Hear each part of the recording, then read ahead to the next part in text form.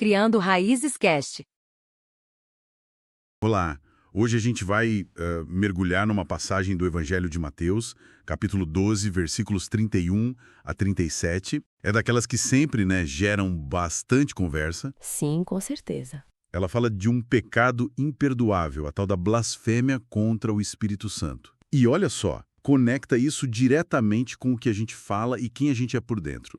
A nossa ideia aqui é tentar desempacotar o que isso significa de verdade, sabe?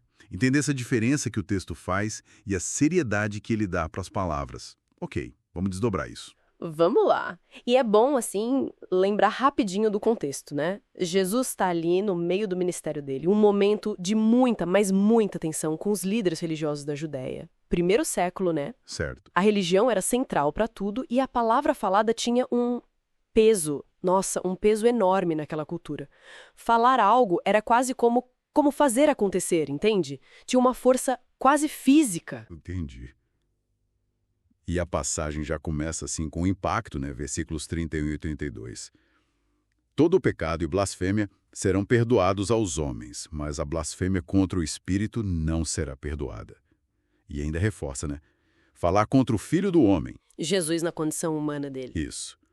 E isso tem perdão. Mas contra o Espírito Santo não. Nem neste mundo, nem no porvir. Quer dizer, por que essa blasfêmia é tão grave? Que separação é essa? Olha, o fascinante aqui é que a interpretação mais comum, não vê isso como um palavrão solto ou um erro verbal qualquer. Ah, não é só a palavra em si. Não. A blasfêmia contra o Espírito é vista como algo mais profundo. É uma rejeição que continua, consciente, de ver a obra clara de Deus acontecendo ali pelo Espírito Santo e, pior ainda, atribuir essa ação divina a forças do mal. É importante lembrar que um pouco antes, nesse mesmo capítulo 12, Jesus tinha curado um homem e a acusação que fizeram foi que ele agiu pelo poder de Belzebu, um nome ligado ao diabo. Ah, tá ligado a isso então. Exato. Então o lance não é a palavra solta, mas uma postura do coração. Um coração que se endureceu e se recusa a reconhecer Deus agindo ali na frente dele. Criticar o Filho do Homem podia vir de um mal-entendido sobre quem Jesus era, sabe? Mas rejeitar a ação clara do Espírito é como fechar a porta para a própria fonte que poderia levar ao arrependimento, ao perdão. É quase um diagnóstico de um estado de recusa total. Entendi. Então é menos a ofensa com a boca e mais uma atitude persistente de rejeitar o que Deus está fazendo e que está claro ali. E essa ideia do interior da pessoa vindo para fora, ela fica mais forte ainda com a analogia que vem logo depois, Versículo 33. Sim, a da árvore. Isso. Considerem, uma árvore boa dá fruto bom e uma árvore ruim dá fruto ruim, pois uma árvore é conhecida por seu fruto. É aqui que fica bem interessante. Como essa imagem da árvore e do fruto conecta com o que foi dito antes sobre a blasfêmia? A conexão é super direta e muito visual, Nos versículos 34 e 35, Jesus mesmo explica. As palavras são um fruto. Elas mostram a qualidade da árvore, ou seja, do coração. Quando ele chama os opositores de raça de víboras, não é só um xingamento gratuito. Ele está dizendo que aquelas palavras venenosas deles saem de uma natureza interior má, de um coração ruim. Faz sentido. Ele continua. Como vocês podem dizer coisas boas sendo maus? Pois a boca fala do que o coração está cheio. Uma pessoa boa tira coisas boas do seu tesouro interior. A pessoa má tira coisas más. As palavras funcionam como um raio-x da alma, Um raio-x da alma. Gostei disso. E naquela cultura, isso era fundamental. O que você falava revelava a sua essência, quem você era de verdade. Nossa, isso aumenta muito a responsabilidade pelo que a gente fala, E aí chega no aviso final ali, versículos 36 e 37, sobre o dia do juízo. Pesado, Muito.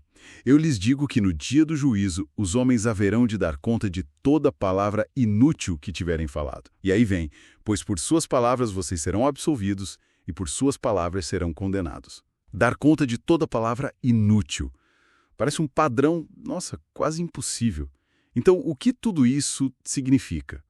Como entender essa palavra inútil? Essa advertência final realmente sublinha a seriedade com que o texto vê a fala. As palavras são tratadas como um reflexo muito confiável do caráter e do alinhamento espiritual de alguém. Certo. A palavra inútil, ou às vezes traduzem como ociosa, provavelmente não quer dizer só uma conversa boba, trivial, mas talvez palavras que não geram bem, sabe? Que são vazias de bondade ou que são ativamente más mesmo e que acabam revelando a condição do coração. Entendi. Não é só o falar por falar. Exato. A ideia de ser justificado ou condenado pelas palavras mostra que elas têm peso. Elas carregam nossa intenção, o nosso estado interior. Isso levanta uma questão importante, né? Até que ponto as nossas palavras não só mostram quem a gente é, mas, de certa forma, elas nos constituem, nos definem perante os outros e, claro, no contexto aqui do texto, perante Deus. Muito bom.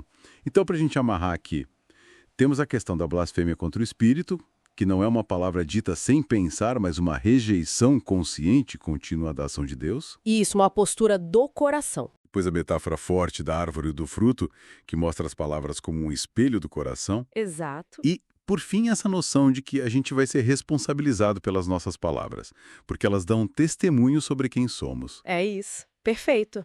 E isso, assim, nos deixa com uma provocação para pensar, né?